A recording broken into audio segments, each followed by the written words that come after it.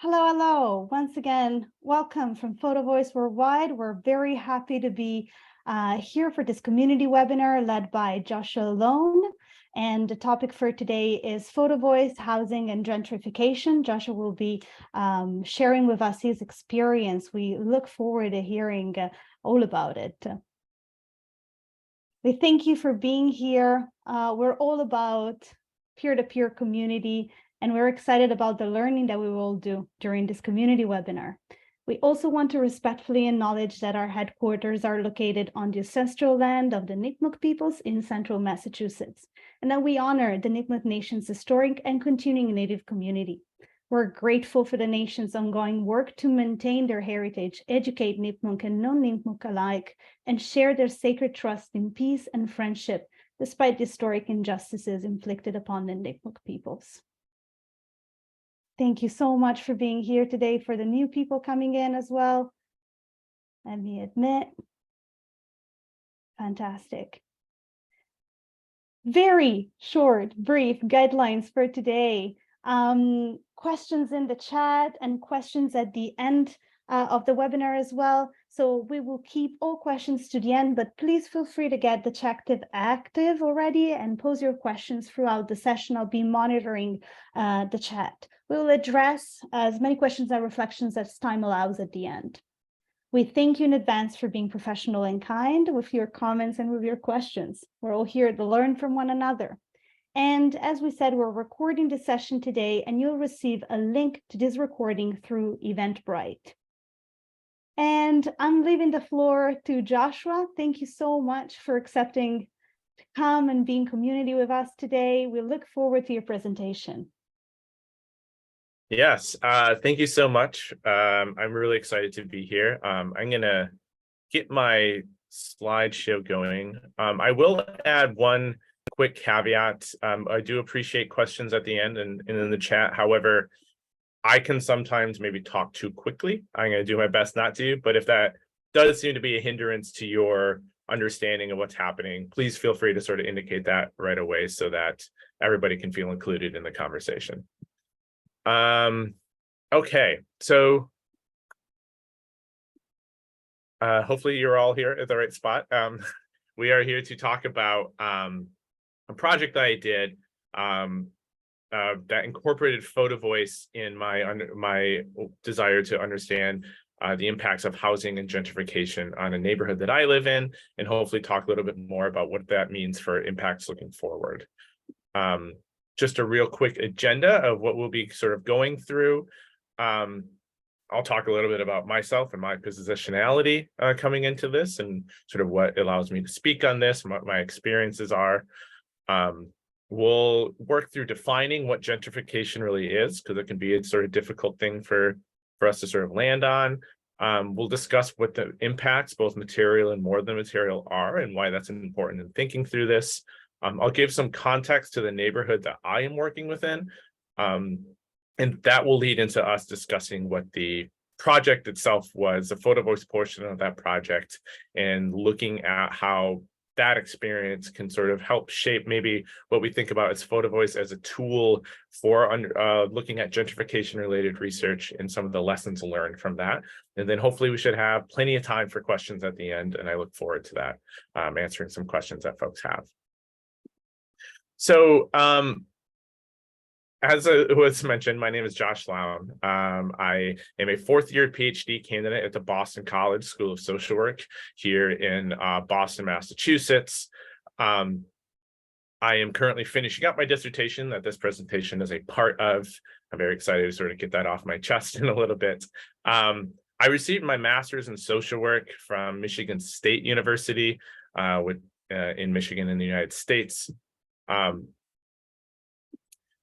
am identifying as a white, straight, and cisgendered male from the Midwest of the United States, which carries its own sort of way of viewing the world. I was raised in an upper middle class family. The process of an academic activist or an activist academic is really important to the work that I do. And as such, I've engaged with activism both where I was born and raised, as well as my time here in New England surrounding housing, harm reduction, and criminal justice reform. I worked as a social worker for children in the foster care system where I lived in Michigan. I approach my research from a critical feminist and abolitionist epistemology, and my research really helps center around community capacity building and decarceration of both the individual and communities. So one thing I want us all to sort of think about as we're moving through this presentation, to sort of sit and ponder and think through as this is going forward, are these two questions of what makes a community and who gets to determine its value.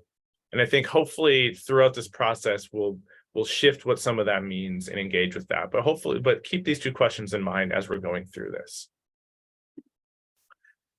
So when we talk about gentrification, and really when we talk about anything, it's really important to sort of have a foundation of definitions that we all sort of understand moving forward.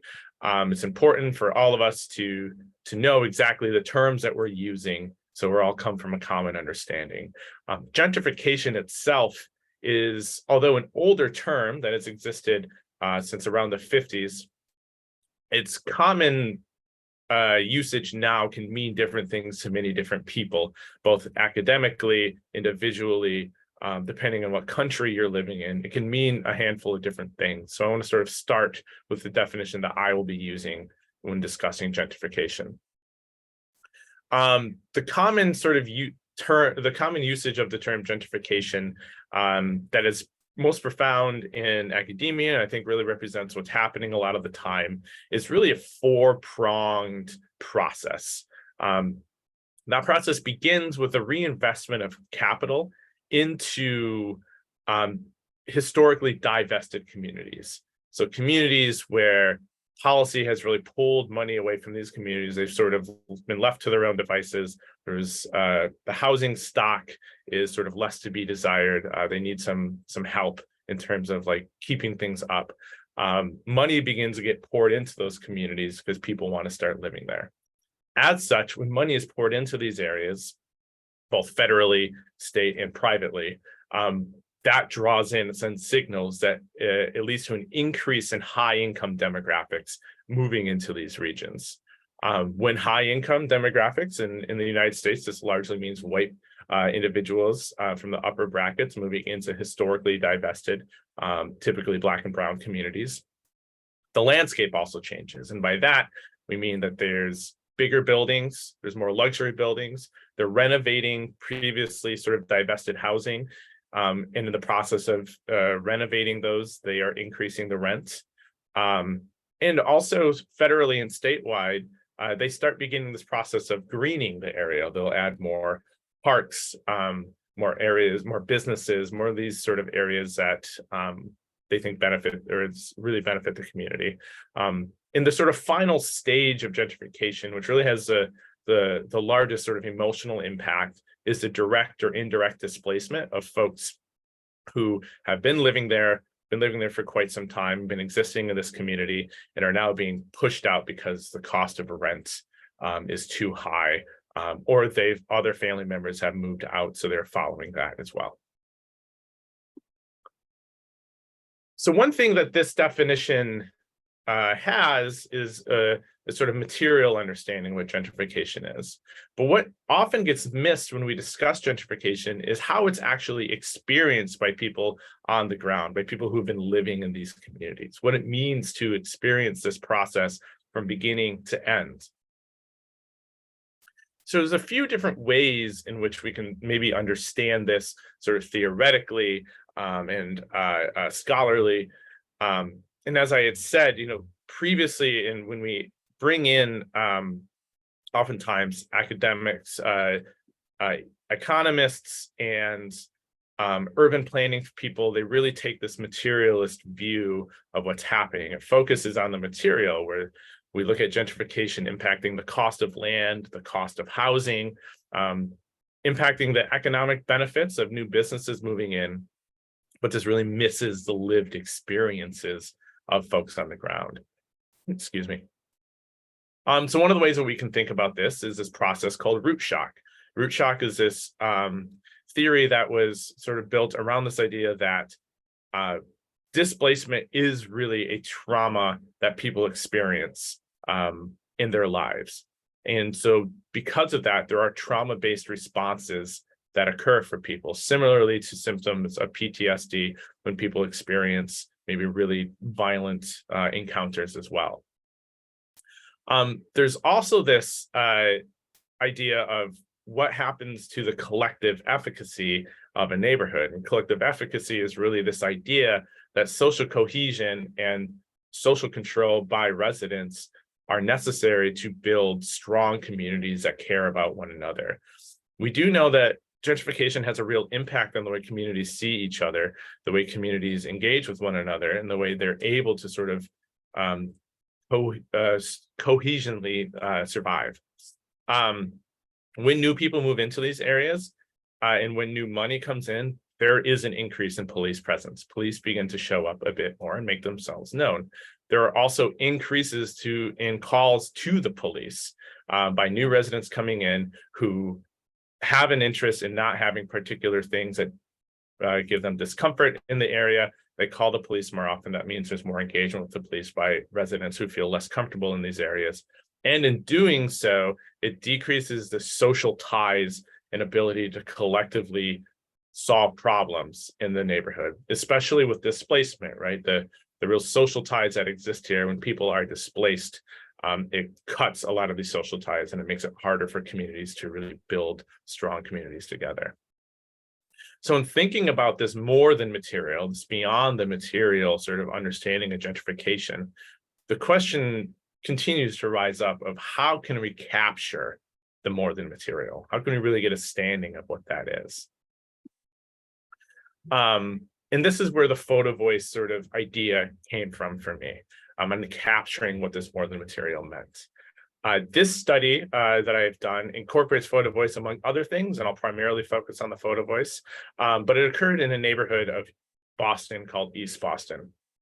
For our international friends, Boston is in Massachusetts, which is in the region called New England. You can see the pinpoint here. Boston is at the far end of Massachusetts, right on the water. This is the neighborhood of Boston here. And this region right here is East Boston. It's sort of the furthest east. It includes the Boston Logan International Airport. If you've ever flown in, you've flown into East Boston. So this is sort of like the physical context where the study is existing. East Boston itself is a fairly diverse community. It's around 43,000 individuals at the last census. It's the white non-Hispanic population is at around 37%, but it's seen almost 5% increases between 2010 and 2020. The Hispanic population, on the other hand, is sitting just above 50%. And that by Hispanic, I mean folks who largely have immigrated from El Salvador, Argentina, Colombia, Venezuela, Puerto Rico, Honduras. Those regions make up a large portion of the Hispanic population in East Boston. And it's still at around 50%, but it's started flattened, and it has only increased around 1% since 2010. And I would venture to guess that if we were to look at the next census or even the next, what is happening in 5 years, that would actually see an increase based off what we're seeing with people being displaced. The median income for folks in East Boston is around $60,000 US. To put that into context, the median household income across Boston is at $81,000, which is sort of skewed because the downtown areas of Boston has some of the highest incomes, and there's other areas in sort of South Boston that have much lower incomes, but it's still below the average median in Boston. To add even further context, a recent study had shown that you need around $75,000 in the Boston housing market to afford a fair market rental of the average 2-bedroom apartment. So if we're looking at that context, $60,000 falls much shorter, and that puts people in a precarious place when trying to afford rental in Boston. And as such, East Boston is largely rental occupied. Around 72% of folks are renting in Boston, and that is increasing. Currently, we're seeing more units go up that are primarily rentals, and those who are buying places are turning single family homes or multifamily homes into rental units themselves. So the rental, I think, will only continue to increase. And in East Boston, the median rent is $2,600. So that's even more than the what the is the 75,000 needed for fair market rent. That's higher actually than fair market rent across Boston. And that has increased over 200% between 2010 and 2020.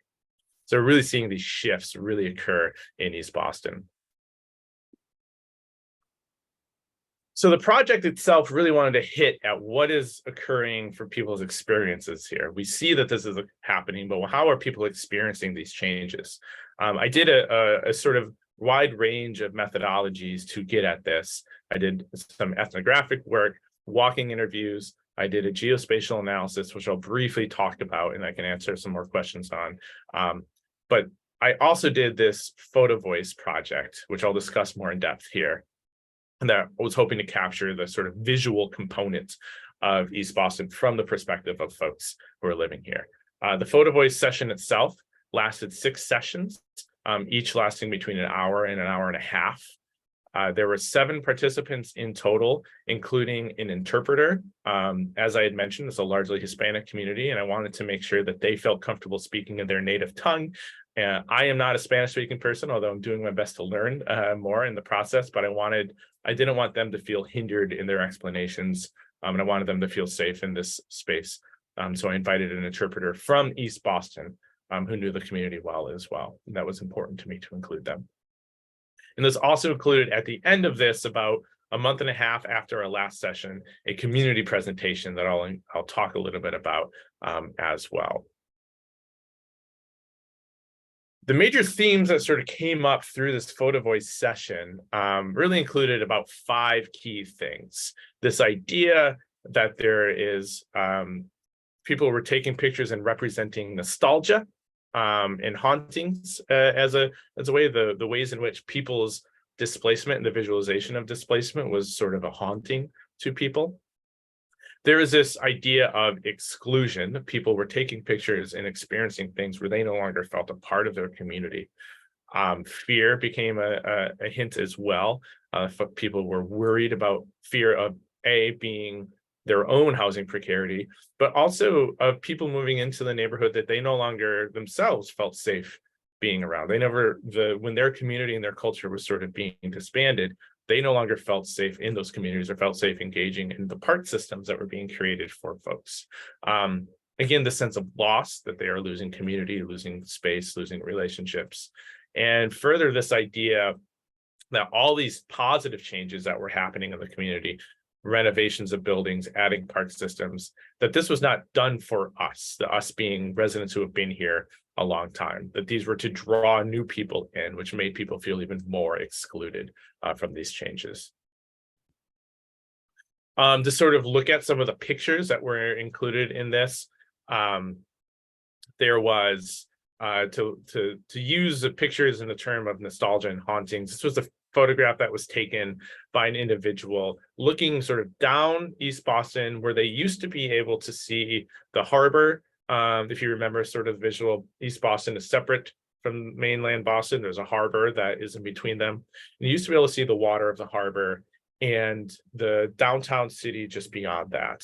And this participant recalled that, I remember when we used to be able to see the city and how beautiful it was, but now all we can see are these new and ugly buildings. So the sense of remembering being able to drive down this road and get a good visual of the city and the sort of the heartfelt moments that felt for them, feeling included in the larger city, but now that view being blocked by buildings that are very boring looking, ones that don't represent the culture of the neighborhood. This was taken by another participant of an area in East Boston. There used to be an auto garage here, and this was taken last fall, and now there's a big building right there, almost completed.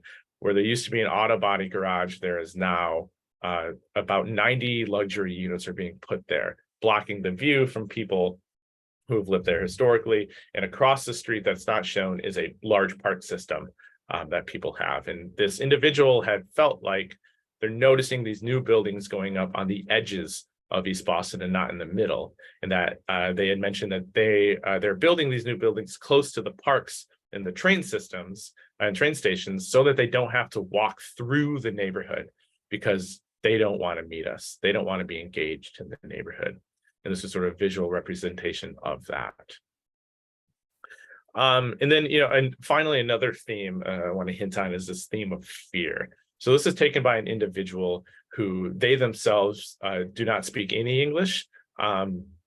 They were fairly recent immigrants to this neighborhood. And they are embedded really well in the community, but they were walking around as part of this project, and they wanted to take a picture of this yellow Hummer, this yellow car, because they felt this represented sort of the new wealth that's moving into this neighborhood. But in doing so, they said that they started to take this picture, and some white people came out of the yellow car and started speaking angrily, and that they couldn't understand what they were saying, but they were too afraid to keep taking pictures. They weren't sure if they were angrily speaking about this individual taking pictures, but it was enough for them to feel like it's time for me to go home. I no longer feel safe in this area where they used to be able to walk the streets and feel safe. As part of the geospatial analysis of this, what I had done was geolocate the pictures that were taken to really get, again, another visual representation of how people are experiencing gentrification as best I can. And what you see here is just sort of a few sort of things landed on one another. I used census data and administrative data from the city of Boston to look at changes that are occurring in the neighborhood at the census block level, which is just a very small unit of measurements, as hyper-local as you can really get for units of measurement looking at space. And then using the parcel level data for the buildings that were renovated and what their new value was afterwards. So the deeper red, the parcels, which you can sort of see as these little rectangles, those are parcels. The deeper red is the more worth that it had after being renovated. And then the deeper gray that you can see on the blocks shows home ownership rates in 2020 at this point.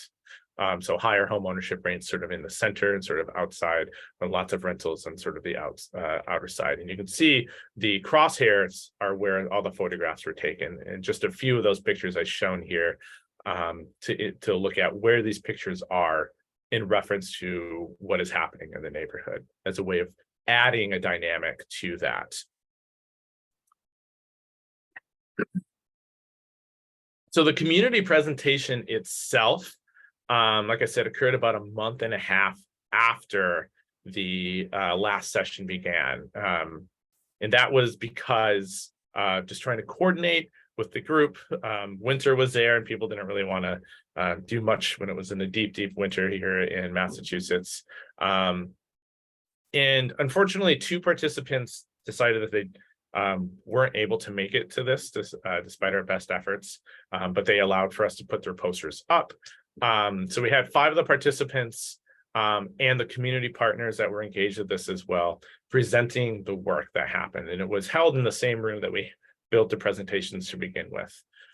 You can see that we did this in sort of an art exhibition style. We had them create their posters with the sort of language and descriptions of what the pictures meant to them.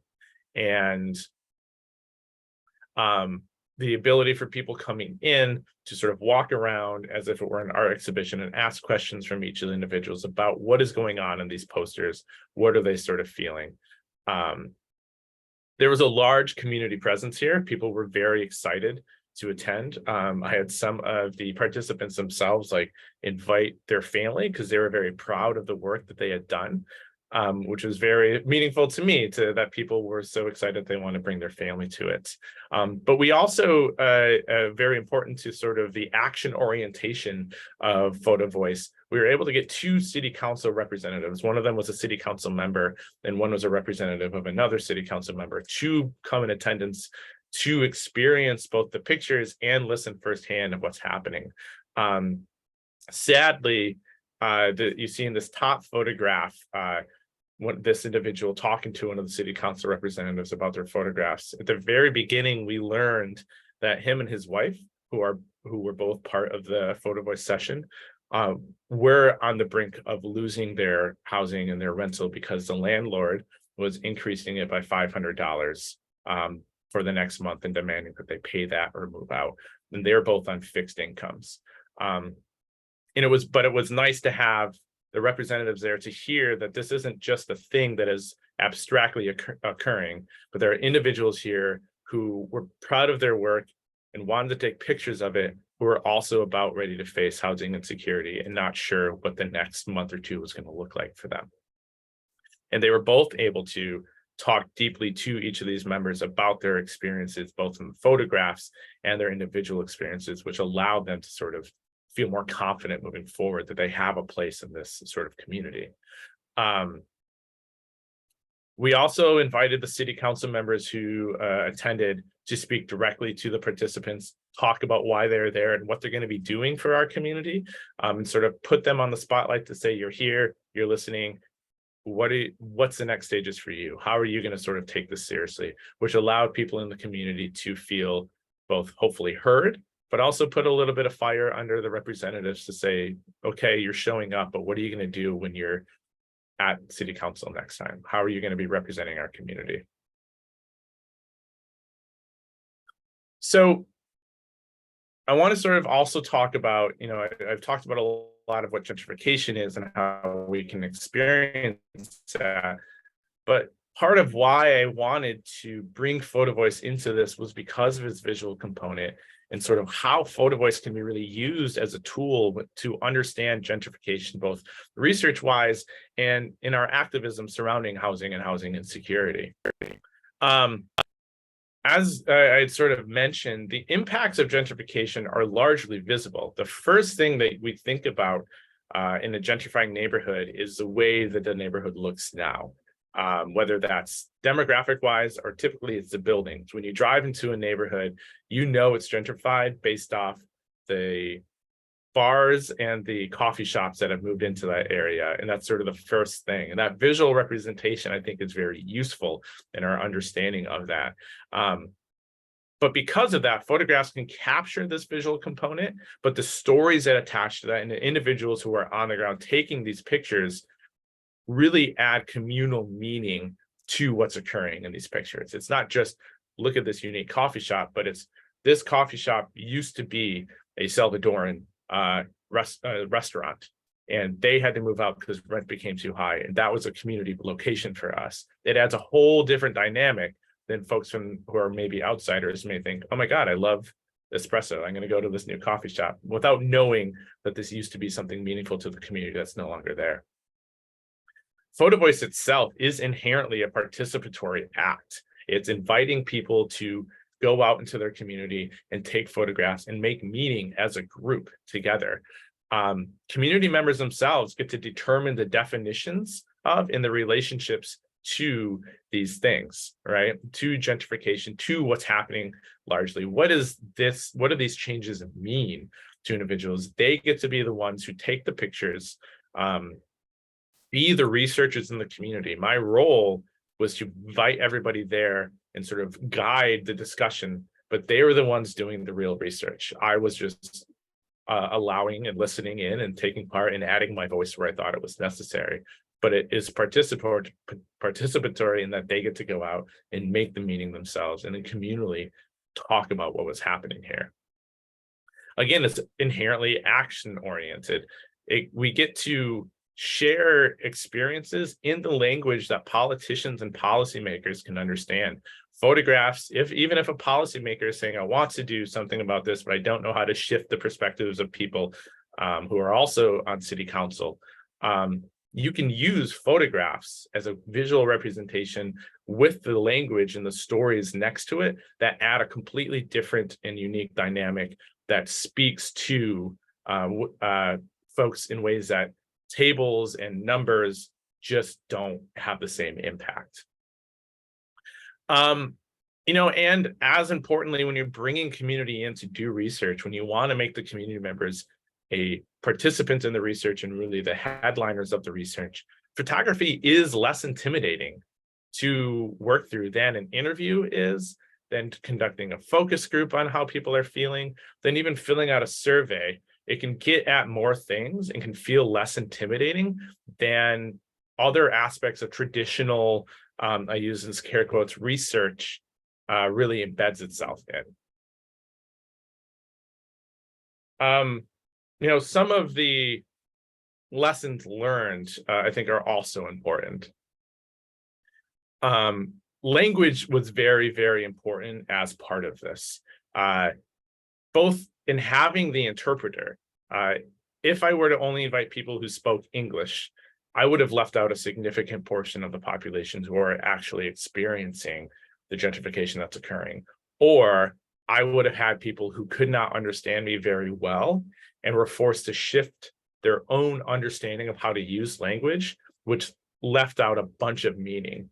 A lot of what was occurring in those sessions were people, because again, language isn't just a single thing. People in different countries speak the language differently, even if it's the same sort of root language. So having participants who have family in Puerto Rico, El Salvador, and Colombia discuss, well, in this language we say this, this actually means this in our language. To come to a collective understanding of language was very important, with the interpreter as well, who was coming their own version of Spanish and was able to sort of shift through these and reach back to me and say, this is what they're saying, and to have them, that was their voice. Yes, the interpreter can be changing some of that, but they felt comfortable using their own language to explain that. And I trusted the interpreter to give me the best version of what they were saying. I also learned very quickly that I was using this term gentrification without really thinking about the fact that not everyone has a common understanding and definition of what that means. And that took some time for me to take a step back and use a whole session to really discuss, what does this mean for me? What are changes that are occurring? But how would you define this? If I'm using this term gentrification, what do you think of? I can't remember off the top of my head now, but gentrification is not a term in Spanish, for instance. There's sort of the term gentrificación that people can use, but it's sort of a Spanglish version of the word that is not commonly used. There's another term, again, I can't exactly remember, that is more common in the Central and South American Spanish-speaking countries that basically means the bourgeoising of a neighborhood. And that was a term that we sort of centered on and allowed for folks. And that was more understandable to people. They understood that, oh, this means bringing in higher income people. This means bourgeoising this neighborhood. I also had two people in there who, not only the two people who did not speak English, did not expand their education beyond elementary school. And their writing abilities were very limited as well. So taking the time to listen and be a part of that conversation and allow them to, this is where photographs are also important, because they wouldn't have been able to fill out a survey. They wouldn't have been able to understand the language, but they could take pictures and they could speak to their experiences. And I had a moment where in the very beginning, when we were discussing photographs, one of the members, that member in particular, who I showed the picture of earlier, he had said, I'm not necessarily smart enough to explain what I'm trying to say, but I think I mean this. And it was a eye-opening moment for me to say, you are actually the expert. I know I'm coming in with sort of these letters after my name, coming from a institution that is sort of theoretically prestigious, but I am not an expert on your experiences, and whatever you say is the truth in that experience. So don't feel like you have to use particular language when you speak to me. I will go with whatever you have, and to allow them into that room to explain their experiences in that way.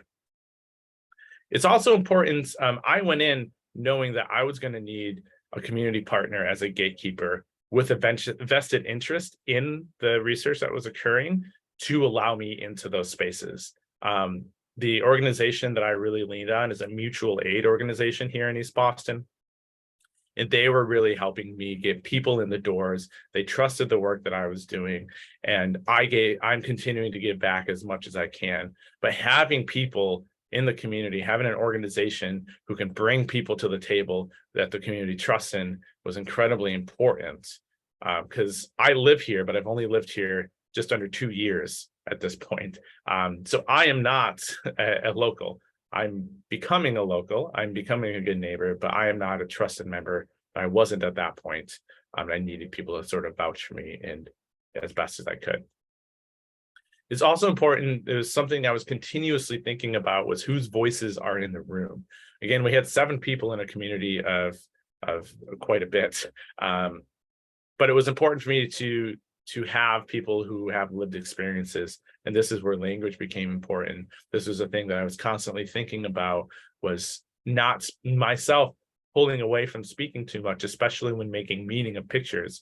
I didn't want my voice to influence anything, and I wanted them to speak freely about their own experiences. Time was allotted. I needed to allot more time in meetings because the discussions really became, the sharing pictures became a sort of therapeutic process for people. It was about, initially they were like nervous, like what does these pictures mean? Am I doing this correctly? But as soon as the conversations happened, it became a therapeutic engagement for people to say, we all have shared experiences. We all are scared.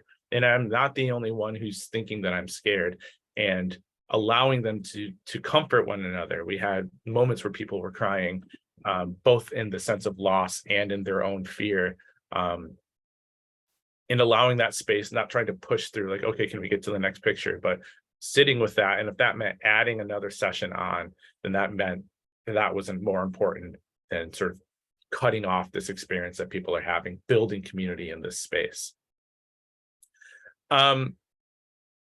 This communal support and processing around grief, anger, and sadness became a large piece of what I was doing. It's something that still participants will talk about, is the ability for people to hold that, to have that space, to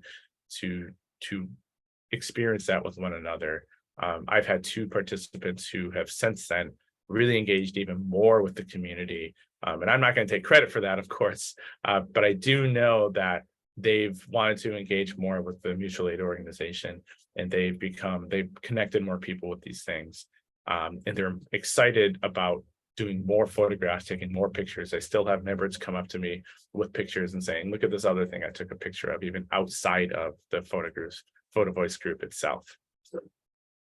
And again, allotting time in the beginning to thoroughly explain the methods and defining terms for everyone, and to not assume that everyone is coming from the same standpoint and lived experiences and understanding of the world that we are.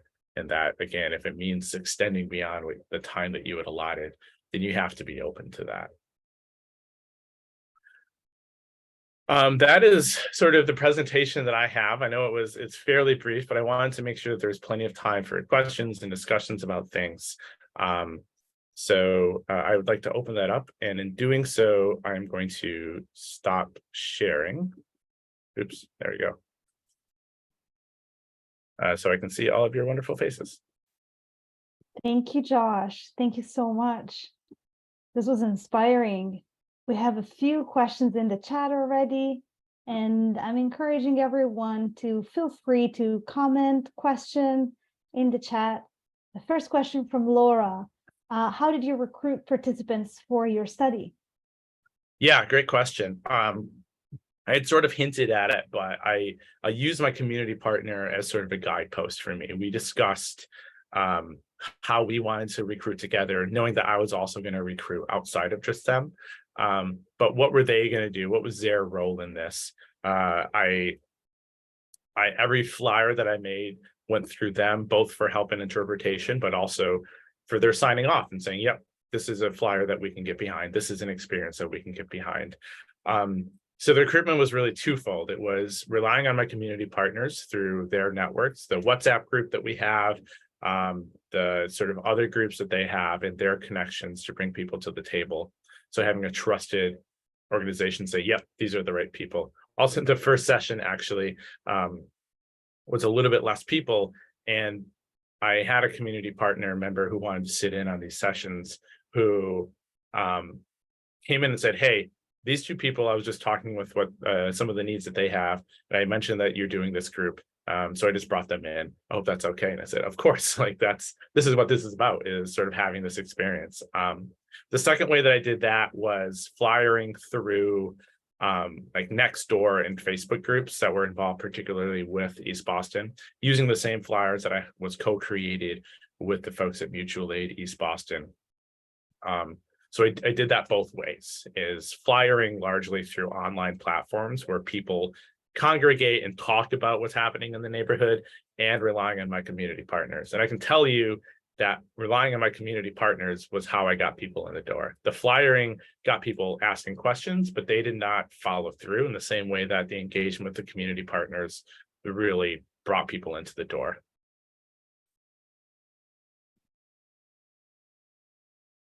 Thank you. And one more question here. Were there particular participant photos and stories that seem to have an impact on policymakers, counselors? Mm-hmm. Yeah, so there's two. I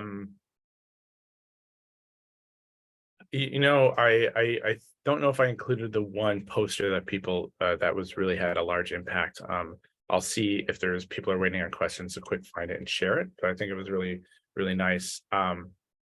But the stories of the two individuals, the husband and wife, who are about to experience housing insecurity, or are currently experiencing housing insecurity, they were very vocal. They are a very shy couple if you were to ever meet them. But when policymakers were in the room, they were like, we're going to talk to these people. And they did. And in their stories and their discussions, their photographs, one of the photographs, a lot of people took pictures of buildings and cars that were really representative. But one of the photographs that the guy took was of a rabbit in a park, just a rabbit in a park, as a way. And it was him sort of showcasing that, like, there are still places of joy left in the city that we want to maintain.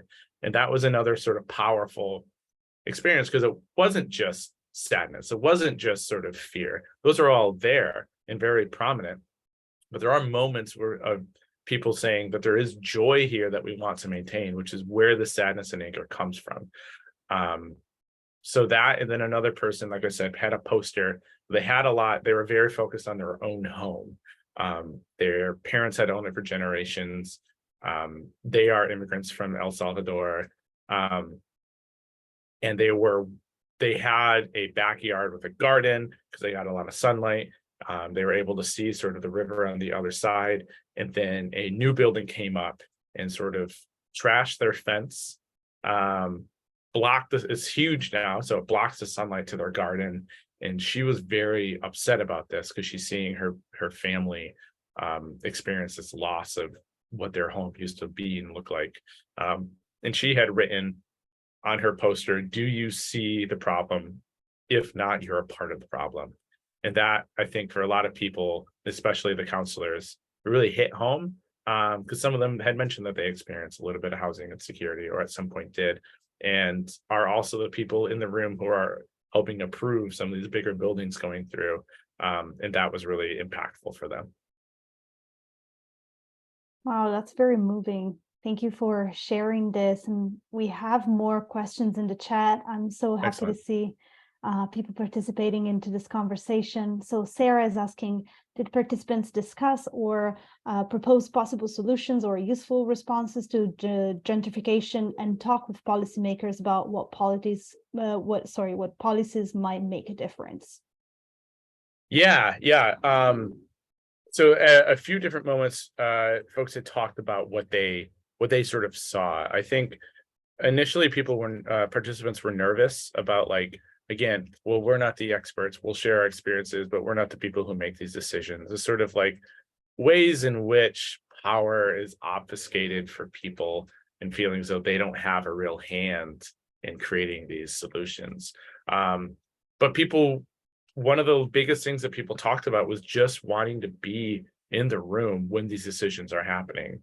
that community members with lived experiences wanted to be listening in and have an equal input in this room, in where these things were happening, and be able to discuss their experiences. They weren't, it can sometimes sound like community members are against changes that are occurring in the neighborhood. And that was very much not the case. They wanted renovation in some ways. They wanted their apartments to be better. A lot of folks were sick of living in rental units where there was asbestos, there was paint peeling, there were landlords who were absent. But they knew that the cost of that was maybe being priced out. They knew that a new park going in may not be a park that they felt comfortable and invited in. The naming of the parks was also an important thing. The original inhabitants of East Boston were Italian Americans, although they have largely left after like the 80s and 90s when Central Americans started moving in. But the parks themselves were named after important Italian Americans in the neighborhood, largely. And that made people who are currently living there feel more left out from those locations. And they started renaming the parks themselves. So there's a park nearby here called Piers Park. But nobody in the Hispanic community calls it that. They call it, and excuse my Spanish, but El Parque del Azul, so the blue park, because that's the structures there are all blue. And it's their way of sort of controlling a narrative in their own way. So yeah, they really just wanted to be in the room and to be a part of the process and to feel included in any capacity, like they had a stake here. Interesting. I love the renaming of the park. Yeah. Michelle is asking, sorry if I missed this, but did you hold any training sessions regarding what kind of photos to take and how to take photos? And if so, what did the training sessions look like? Yeah, great question. I don't think I had been explicit about it, but the first two, so I had a session 0 that just invited everybody in to just discuss like what this was going to be if people wanted to continue being there. And that was really here's who I am, here's what this will look like, here's what these roles will sort of be. And that led into session 1 2 weeks later. In session 1 and 2 really discussed what was going to be happening. What did it mean to be, I started off with who I am and everybody else introduced themselves and moved on to what A methods are, what are research methods, and what is your role as a community researcher? You are the ones doing the researcher. How do you see yourself in that role? And I went through some of the ethics surrounding taking pictures. I wanted to make sure that people didn't take pictures of people's faces. Even if they agreed to that, I didn't want faces just in case that there was some issue later on. We talked about not taking pictures of illicit activity. If they felt like that was a problem, how can you represent illicit activity such as drug use or selling drugs, etc. How can you represent that without taking a direct picture so we aren't outing anybody or putting anybody in an unsafe place? And then I really sort of opened it up to say, here's how Photovoice looks. Here's the reason for it. And again, language was difficult because Photovoice is very much an English term and not a term that translates in different languages. So trying to explain how we would use the term Photovoice, which was, again, a Spanglish way of saying Photovoice. So discussing what that means for people, how do they interpret that? It was sort of an ever-evolving, iterative process. Here's how you take pictures. You can use your phones if you would like, and everybody chose to. What I am thinking in terms of, I want you to represent what gentrification means to you, but I'm not going to be the one who say that's gentrification or that's not. I want you to determine that. Right. Thank you for answering this. We have more questions. Excellent. Melissa saying, I accidentally misinterpreted your bullet point about community partners as gatekeepers as a warning or a negative lesson learned until you explained it. Did you ever experience that community partnership as a double-edged sword, or are there any things you learned about the influence of partners' interests? Great question. Yeah, so Anybody who has done community work knows that the gatekeeper aspect is both real and a double-edged sword in and of itself. I have been lucky enough to have the organizations that I have helped me out not really ask for much back other than just being included. The mutual ADC, who I relied a lot on, their big thing was, we trust you, you're into it. Can you just make sure to give us time at the beginning of sessions to sort of promote that we exist and how people can get involved? And that was a very easy for me to say, absolutely. I probably would have done this without you because I believe in the work that you're doing. Another organization I had mentioned, Neighbors United for a Better East Boston. They were very much on board, but one of the difficult things with them as gatekeepers was that their time was just, they weren't able to really, they had 2 people on staff, and their main goal is to get people politically educated and to vote. And their time was just too stretched thin to really be of much help. Although I got messages sort of along the way that said, hey, we could bring these people in. And I'd say, that's great. And then there wasn't follow through, and I didn't fault them, again, because they're doing work that's important. And I was sort of an added burden, if you will, to that. There is another group that I did not engage much with, who sort of are in this domain. Well, I guess there's 2, and I want to make sure there's enough time to get to all the questions. But one of the groups, City Life, Vida Urbana, exists throughout all of Boston, and they do a lot of housing work, but they are very focused on their work, and they don't really, while I engaged well with them, they didn't really want to engage and do work for me in any capacity. And not because they believed in it, it's right aligned with them, but they're very sort of, we're going to sort of do our thing. And if you want to earn our sort of participation, this is like a year-long process of engaging. And I hope that continuously living here, they'll trust me. It helps that they are also involved with the mutual aid project here. But that is an avenue that I want to continue to build. It just took longer than I had the capacity for this project at this moment. There's a organization in East Boston that is primarily made up of Italian American residents, or like they have heritage and Italian American.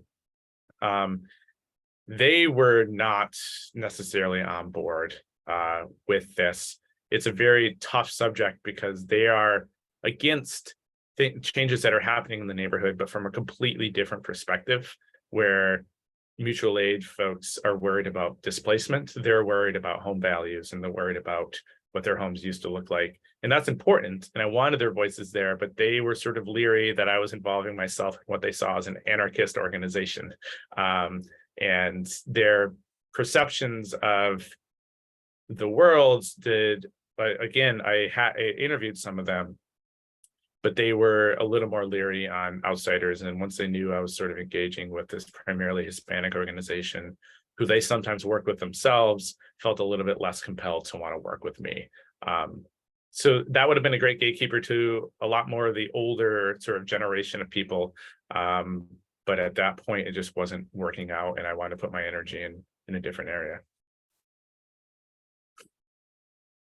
Thank you for answering this, Josh. We have one more question from Jean. Did the project help, and then from Jan as well. And from Jean, sorry, did the project help the participants to better visualize, anticipate, build their future? Can you, maybe I'll read that, but anticipate, build their future. Yeah, I think, I want to be careful not to speak for participants. I'm speaking from my perceptions of what occurred in those places. There's sort of interpersonal changes. I want to be careful not to speak too much for, because they aren't in the room here to discuss that and to like voice what happened with them.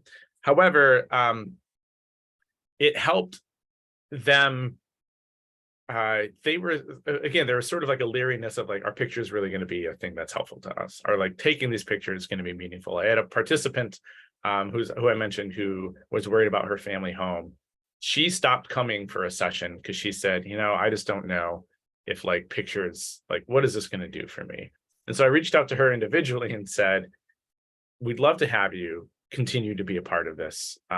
Whatever your perspective is important, even if if you don't feel like pictures are important right now, we can discuss that. And if you don't want to come, that's fine. But I want you to know that you're still welcome, even if you miss a session. And she came, and it really helped switch. She did see that, okay, like I'm getting stuff out. I'm feeling a part of this community. I see how people are going to get involved with this. It helped visualize, I think, for people what change meant for them, what it meant to really share their experiences, aside from just talking to one another, but to showcase that to the community in a way that was palatable and understandable, and help them visualize what they wanted for the community. One of the projects that I'd like to do in the future is sort of abilities to photograph what a future East Boston that's inclusive can look like, a future communities can look like, and to use those as experiences to show this is what we want it to continue to look like. This is what community means to us. And that was definitely there in some of it. People were taking pictures of what they wanted to expand upon. But it definitely helped with the sort of on the ground, identifying problem areas that they felt were problems, but feeling as though they had power in that. They had a sort of power in showcasing their own energies.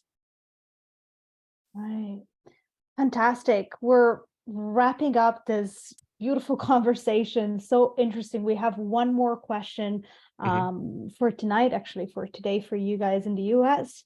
I wonder about the role of doing one-time PhotoVoice projects as a catalyst to longer-term photographic documentation of something like gentrification, which is an ongoing event, which is always changing. So do you see any possibilities for people continuing to document change, either personally, like such as journaling, or politically? Thank you, Jen, for this question. Yeah, this is really great. I viewed this as hopefully not a one-time thing. It's tough to really engage people in a one-time, as you had mentioned, gentrification started happening like 10 years ago here, and is happening even more to this day. The photographs that people took in the fall are no longer relevant because some of those changes have already sort of shifted what the neighborhood looks like. So yeah, I have been in conversations with the community partners about, how do you keep doing this? Even if I'm not involved, even if, I am unable to be involved in certain capacities, how can you do this? How can you continue to document these things? We're actually doing a presentation at the local library here. And as part of that, we're going to showcase some of the posters, and I'm going to include a QR code for people to scan into a sort of Google folder where they can share their pictures and their relationships to gentrification to add to that story even further, and then continue to document from there, of course, with everybody's permission. So yeah, this isn't a one-time project currently, but I don't see this as being a one-time project. And the community partners have really shown that they want to engage more in this type of documentation. I have another person who wants to start making a documentary about what's happening in the neighborhood. Wow, and that's a beautiful way to end this presentation with this news. Thank you so much for everyone who joined. I'm just going to share our handles. And once again, thank you so much, Josh, for being with us in community. Our motto is show stories, share power, change lives. And I think we've resonate with this today with your presentation. If you want to learn more about PhotoVoice, we offer trainings, community consulting, and products. Jen Frickas, who's with us today, will be facilitating a series of new workshops on decolonizing PhotoVoice, anti-colonial PhotoVoice, and we have some new advanced workshop for practitioners that have already conducted a PhotoVoice. So thank you very much. Once again, feel free to reach us out. These are all of our handles. We're very happy to hear from you. Thank you once again to Josh and to everyone who participated today.